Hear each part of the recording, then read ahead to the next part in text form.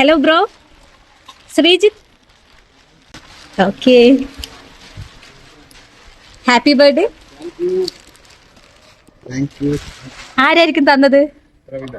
പ്രവിധിയോ? അതെന്താ അങ്ങനെ പറയാൻ പെട്ടെന്ന്? ആള് മാത്രമേ തരാനുള്ളൂ? അതെ, ഇങ്ങനെ ഗിഫ്റ്റ് വരുന്ന പറഞ്ഞോ?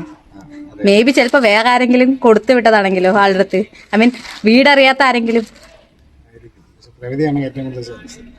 അതെ, പറയാൻ പറ്റില്ല. ഇന്നത്തെ കാലത്ത് എല്ലാവരും തരാം, ആര് വേണമെങ്കിലും തരാം. അതെ, മെറ്റ്ഹാറ്റ് ഞങ്ങളാണ് ഡെലിവറി. അതെ. ഓക്കെ, അതൊന്ന് ഓപ്പൺ ചെയ്ത് നോക്കാവോ? ഇങ്ങനെ ഗിഫ്റ്റ് കിട്ടും വിചാരിച്ചോ? വിചാരിച്ചില്ലല്ലേ? ഓക്കേ. ആ, കുഴപ്പമില്ല. അതൊന്ന് ജസ്റ്റ് ഒന്ന് കാണിച്ചു തരാവോ? ആ, നിറയെ ഉണ്ടല്ലോ. ഓക്കേ.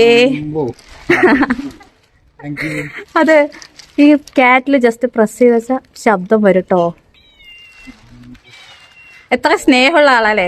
ആള് കൊച്ചുകുട്ടിനെ പോലെ കാണണല്ലേ, അങ്ങനെയൊക്കെ തോന്നുന്നു. പൂച്ചക്കുട്ടിയൊക്കെ തന്നിരിക്കുന്നു. ചോക്ലേറ്റ് ഭയങ്കര ഇഷ്ടാ?